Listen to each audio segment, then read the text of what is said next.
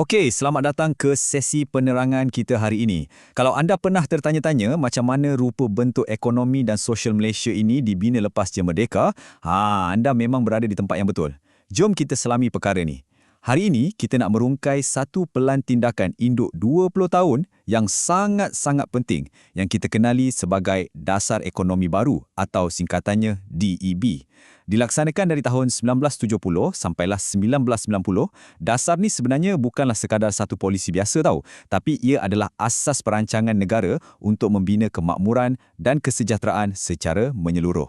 Kalau kita nak faham betul-betul roh dasar ni, kita kena tengok kenyataan misinya. Dasar ekonomi baru bermatlamat untuk membasmi kemiskinan dan menyusun semula masyarakat, memberikan peluang kepada rakyat berbilang bangsa untuk menikmati kemakmuran negara dengan lebih adil dan saksama. Jadi, poin utamanya kat sini adalah DEB dicipta untuk membina sebuah masyarakat yang bersatu padu dan seimbang, di mana kekayaan negara bukan jadi jana, tapi diagihkan dengan cara yang jauh lebih inklusif. Imej bersejarah ni pula memang spot on menggambarkan siapa sebenarnya arkitek utama di sebalik pelan gergasi ini. Ya, Tun Abdul Razak Husin, Perdana Menteri Malaysia yang kedua. Beliau dilihat sedang rancak memberi taklimat kepada Majlis Perundingan Negara atau MAPEN pada Januari 1970. Tapi apa yang paling menarik, beliau tak kerja bersorangan tahu. Pakar ekonomi dari dalam dan luar negara dibawa masuk khas untuk merangka dasar ni. Termasuklah Dr. Rais Saniman dari Malaysia, Dr. Jack Fowland dari Norway dan Dr. Jack R. Parkinson dari Britain. Ia memang satu gabungan idea dan perancangan strategik berskala global. Untuk perkongsian hari ini peta laluan kita. Kita akan sentuh 6 perkara utama bermula dengan latar belakang pembentukan DEB, diikuti strategi serampang dua mata, cara meningkatkan taraf hidup rakyat, peranan agensi kerajaan dan Felda, pembangunan wilayah dan ekuiti, dan akhir sekali IKS serta pendidikan tenaga mahir. Jom kita mulakan. Kita masuk ke bahagian pertama, latar belakang pembentukan Dasar Ekonomi Baru. Setiap pelan yang besar mestilah bermula dengan masalah besar yang perlu diselesaikan, kan? Sebelum arkitek negara kita boleh bina ekonomi baru ni, mereka terpaksa berhadapan dengan realiti rupa bumi sosioekonomi Malaysia yang amat curam pada waktu tu. Ketidaksimbangan yang ada memang sangat ketara. Bukan je ada jurang besar antara bumi putera dan bukan bumi putera, tapi geografi pun memainkan peranan. Pantai Timur agak jauh ketinggalan berbanding Pantai Barat. Kawasan desa pula di belakang kawasan bandar dan memang wujud jurang pembangunan antara negeri-negeri. Inilah asas yang tak rata yang mereka kena perbetulkan secara drastik. Bergerak ke bahagian kedua pula, strategi serampang dua mata. Menyedari cabaran-cabaran gergasi itu tadi, kerajaan perkenalkan enjin utama DEB ni. Strategi serampang dua mata. Mari kita tengok macam mana ia berfungsi. Serampang pertama fokus secara langsung untuk membasmi kemiskinan dengan menambah pendapatan dan cipta lebih banyak peluang pekerjaan untuk semua, tak mengira kaum. Serampang kedua pula bermatlamat untuk menyusun semula masyarakat. Kenapa? Untuk mengurangkan dan akhirnya menghapuskan terus sistem di mana sesuatu kaum tu cuma dikaitkan dengan satu pekerjaan atau satu fungsi ekonomi je. Struktur dua bahagian yang saling melengkapi inilah yang cuba seimbangkan kekayaan dan padam sempadan kaum dalam ekonomi kita. Seterusnya, bahagian ketiga, meningkatkan taraf hidup rakyat. Bila strategi dah jelas, fasa pelaksanaan pun bermulalah. Cuba tengok transformasi yang betul-betul nyata ni. Dari sebuah rumah kayu asas milik penderoka sebelum zaman DEB, terus bertukar jadi rumah batu yang kukuh, selesa dan moden kat Felda Air Tawar 2 Johor. Ini bukan sekadar ubah suai struktur rumah tau. Ini bukti yang sangat nyata macam mana program pembangunan luar bandar kerajaan menterjemahkan dasar dari atas kertas terus jadi perubahan kualiti hidup rakyat sebenar. Bagi penduduk desa, kemudahan asas, pendidikan dan peluang pertanian mula dinaik taraf secara cukup agresif. Tahu tak, pernah tak anda dengar tentang rancangan buku hijau? Ianya dilancarkan oleh Tun Abdul Razak pada hujung tahun 1974. Tapi, kenapa hijau? Fikirkan tentang pertanian dan kelangsungan hidup.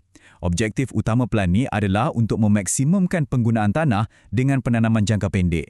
Ini bagi memastikan bekalan bahan makanan kita sentiasa cukup untuk keperluan negara di samping bagi peluang rakyat jana pendapatan tambahan. Baik, kita beralih ke bahagian keempat, peranan agensi kerajaan dan Felda.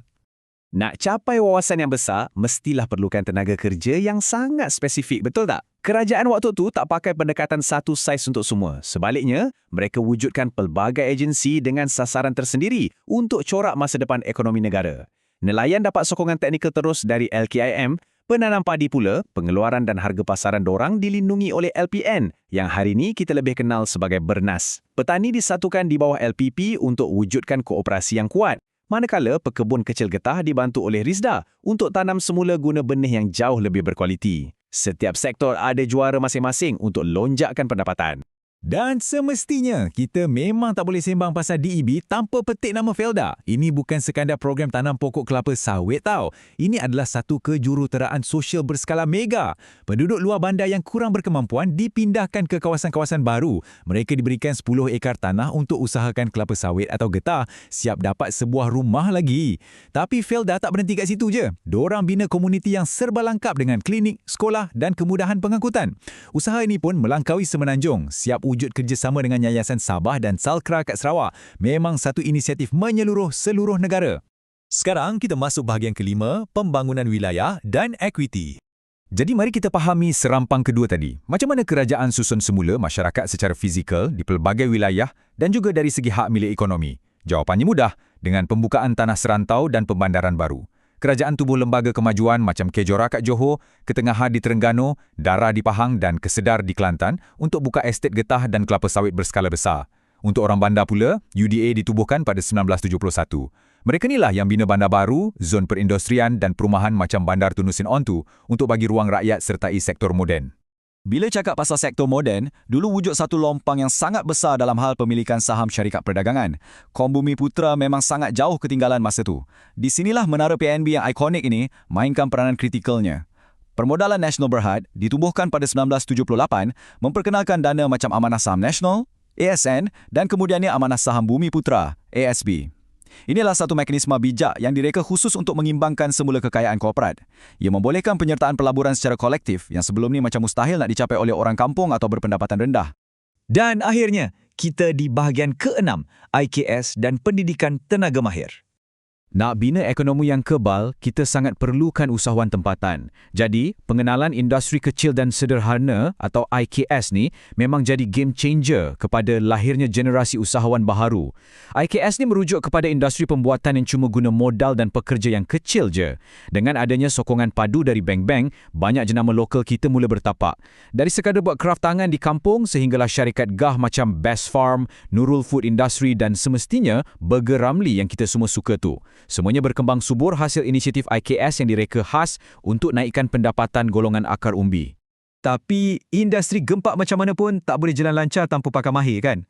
Kerajaan cukup sedar yang pendidikan mesti ngam dengan apa yang pasaran, perindustrian dan pertanian perlukan. Sebab itulah institusi macam Editech, Politeknik dan College Vocational diwujudkan untuk lahirkan tenaga kerja yang skillful. Subjek kemahiran hidup pun mula diperkenalkan dari sekolah lagi.